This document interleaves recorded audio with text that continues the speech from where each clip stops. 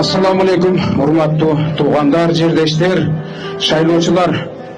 Мына бүгүн өлкөбүздөгү эң маанилүү иш-чаранын башталышы болуп турат. Бул деген Жогорку Кеңештин шайлоосу. Жогорку Кеңеште сиздердин тандай турган өкүлүңүздөрдү тандай турган мезгил келип турат. Мен өз жөнүндө кыскача сизге тааныштырып өтөйүн.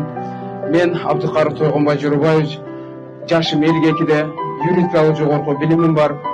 Мен эмгек жолумду 96-жылдан баштап 2025-жылга чейин ар кандай мамлекеттик кызматтарда иштедим. Анын ичинде Жогорку Кеңештин аппаратында, өкмөттүн аппаратында, администрация президентида эң акыркы жумушум Кыргыз Республикасынын дин иштер боюнча мамлекеттик комиссиясынын жетекчиси болуп 3,5 жыл иштедим. Ошол иштеген мезгилимде, мамлекеттик кызматта иштеген мезгилимде мен мамлекеттин отличниги болдум. Мамлекеттик кызматтын мамлекеттик 3-классындагы даражадагы наам алдым. Эң акырында президенттин жарлыгы менен Кыргыз Республикасынын даңк медалы менен сыйландым. Бул деген сөз ошончо жумуш аткарып, ошончо сүйүрматты, ошончо билим тажрыйбаны жөн эле отуруп койбостон иштеп аткан жумушумду таштап, элге жерге кызмат кылайын деп аттанып, ошон мен уранып ишенимдүү адам болдум. Эмне себептен ишенимдүү адам?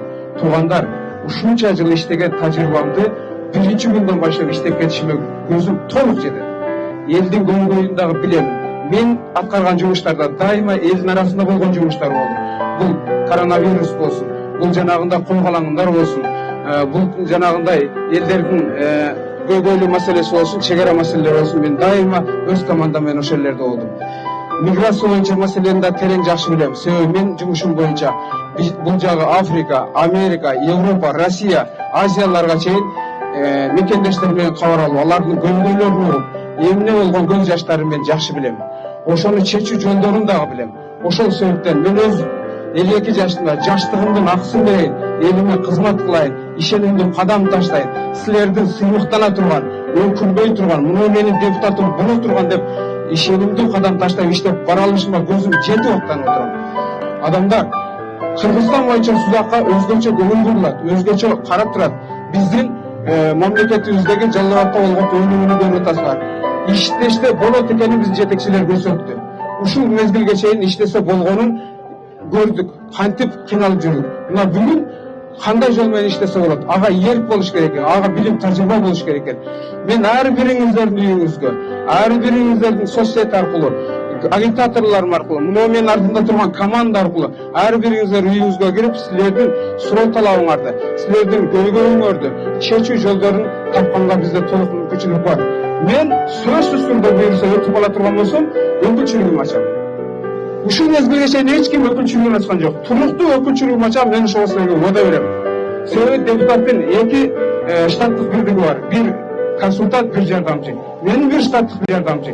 Менин бир штаттык бирдигим ушул судак районунда сиздердин көйгөйүңөрдү, суроо талабыңарды, кабарыңарды жеткирип бере турган өкүнчүлүктү ачам.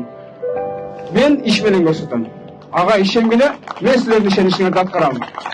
Бюллетендеги номерим 17, келечекти өнүккөн, өркүндөгөн, башка элге уят болбогон, сыйлыктана турган Кыргызстанды бирге курабыз.